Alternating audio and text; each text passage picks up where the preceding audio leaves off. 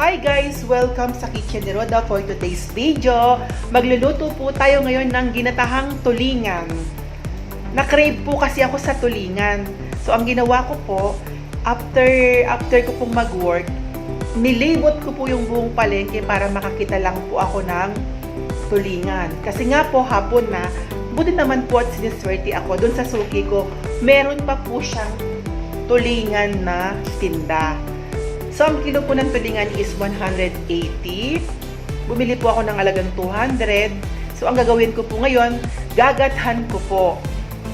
So, ito po yung lalagay ko ito po yung pinaka recipe natin sa tulingan. Maglalagay po tayo ng garlic and onion, kalamyas na sariwa, onion rings, siling haba. Ito po ang ginawa ko po dito, tinanggalan ko po ng buto at binabad ko siya para po mawala yung anghang. Then, maglalagay din po ako ng pechay at saka talong. Ang dami-dami po nating gulay, no? Ang sarap-sarap po kasi ng maraming gulay sa ginatahang tulingan. So, ngayon po, ang gagawin po natin, yan pong mga ingredients natin, ilalagay na lang po natin dun sa... So guys, ito nga pala yung ating gata. Bumili po ako ng kalahating kilong gata. At ito nga po yun. So yung isda po natin, ang ginawa ko po, pinakulo ko na po siya sa... Sorry po, nabubulol ako. Pinakulo ko na po siya sa tubig at asin. At nilagyan ko po siya ng konting bawang. At luya pala, para po mawala ang lansa. Pinakulo ko muna. Then po, ang gagawin ko po ngayon, after ko pong pakuluhin, lalagay ko po yung ating gata. Ayan. Ito nga po yung ating gata. Ang gata po natin ay puro po siya. Maglalagay muna po ako lalagay na po natin lahat pala. Okay lang naman yun. Lalagay na po natin lahat.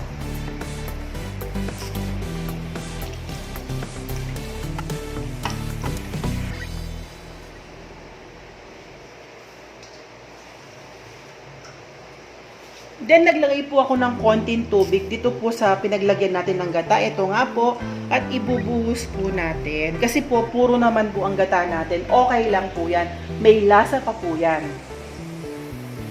Next naman po ang ilalagay po natin. Maglalagay po tayo ng garlic and onion. Maglalagay din po ako lalagay ko na rin po yung ating bonggang siling haba. Ito na nga po yun. Next naman po, maglalagay na rin po ako ng ating kalamyas na sariwa. Then, hahaluin po natin.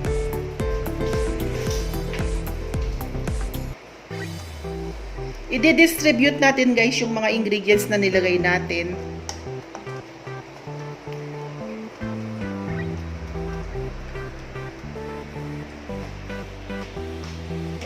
Next naman po, maglalagay na po tayo hindi pala po. Huwag mamaya po natin ilalagay yung mga gulay. Hintayin muna natin kumulo. Huwag po natin tatakpan ng ating gata. Kasi po, pag tinakpan natin yan, magtutubig po yan. So, mas maganda po, pakukuloyin natin ng walang takip. So, guys, ang gagawin natin ngayon, ihintayin po natin kumulo.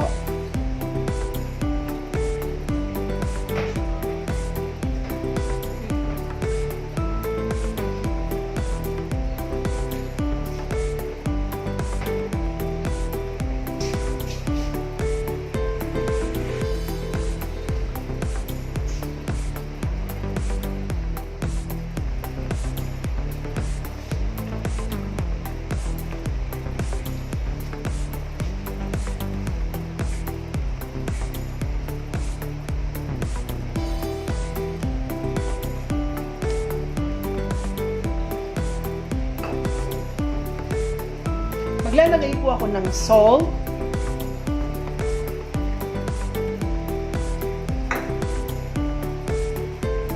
Then, hahaluin ko po yung salt.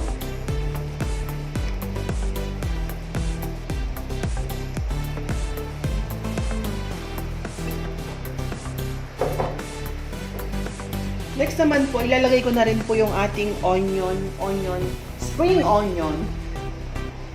Nalilito na ako sa onion na to eh. Nakakalito po kasi ito, itong meron pong spring onion rings, yung pong chichirya pala yun. More spring onion. Alam niyo po ba, napakasarap po sa gata ng spring onion. Hindi, kasi po guys, yung iba naglalagay po ng kamatis. Hindi ko po siya nilagyan kasi po yung kamatis parang naaasiman ako. Tsaka parang maganda lang ilagay yung green lahat. Kasi di ba yung kamatis ready yun? Parang di bagay, di ba po? Next naman, maglalagay na rin po tayo ng talong. Kasi po ang talong ay medyo matigas. Maglalagay na tayo ng talong. Kasi ang gagawin po natin yan, papakuluin lang natin yan hanggang sa maging okay na.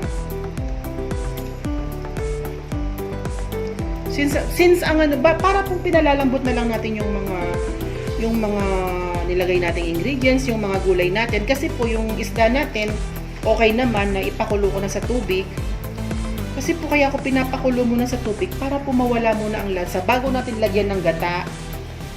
At saka papakuluin po natin sa luya. Lalo na po ang tulingan, mga madudugong isda yan, kailangan po, so yan po yung mga malalansa talaga. Ilalagay ko na rin po yung pinakatangkay ng ito, pechay. Kasi po medyo matigas. So, gagawin natin, aayusin po natin yung ating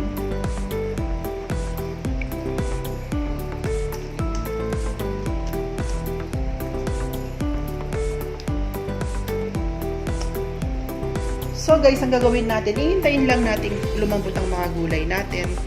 At hintayin natin maluto yung pinaka coconut milk natin.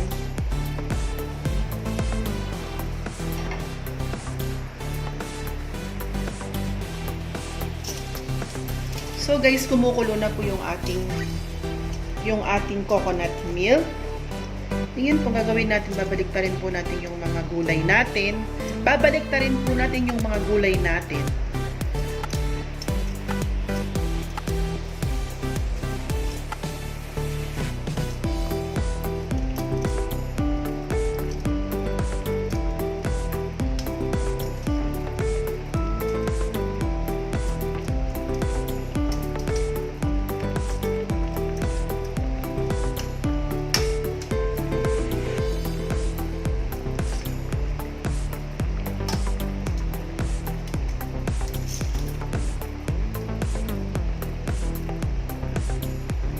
Next naman po, maglalagay po tayo ng konting tubig.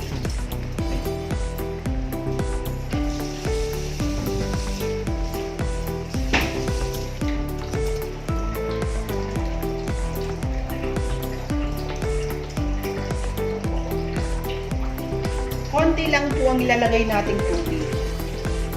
Para baka po mawalan ng lasa yung gata pag madami tayong nilagay.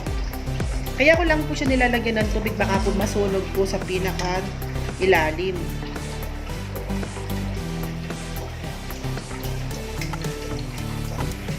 So guys, matigas pa yung ating mga gulay. Ihintayin nating lumambot.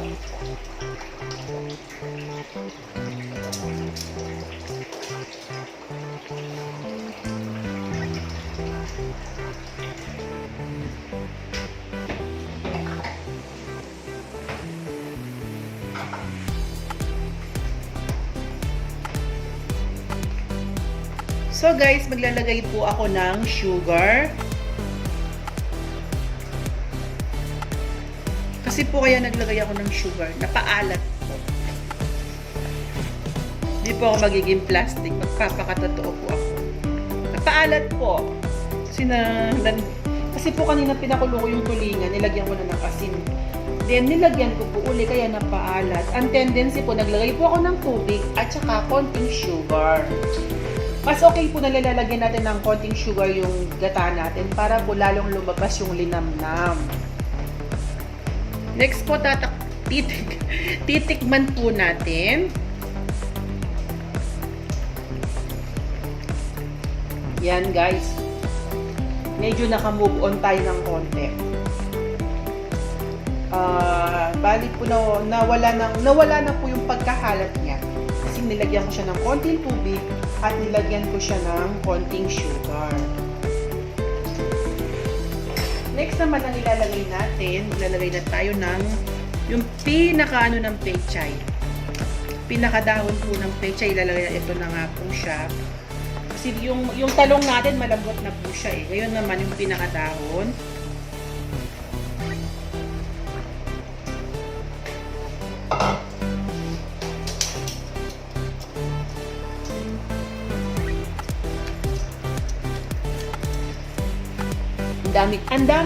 Ang dami pong gulay ng ating gata.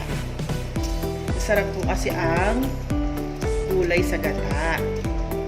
Pwede rin pong lagyan to ng yung isang pechay, yun tatawag doon siya, yung isang pechay.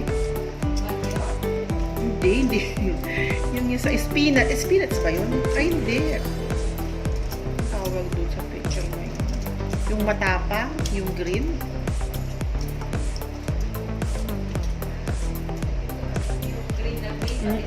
Yung, di ba yung matapang siya, yung strong yung lasa. Kalimutan ko na. Hindi naman siya spinach, di ba? Yung spinach yung maliliit yun eh, yung parang maninipis ang dahon. Tawag dun siya. So guys, iintayin po natin lumambot ang ating pechay. So guys, malambot na po yung ating gulay. Luto na po yung ating ginatahang tulingan. Then titikman po natin kung tamang-tama na po yung lasa. Yan, ang sarap na po. Sana may na-share ako sa inyo. Don't forget to like, comment, paring na rin po yung notification bell para ma-update kayo sa mga susunod na video ko. And of course, subscribe to my YouTube channel po. Goodbye po and God bless you.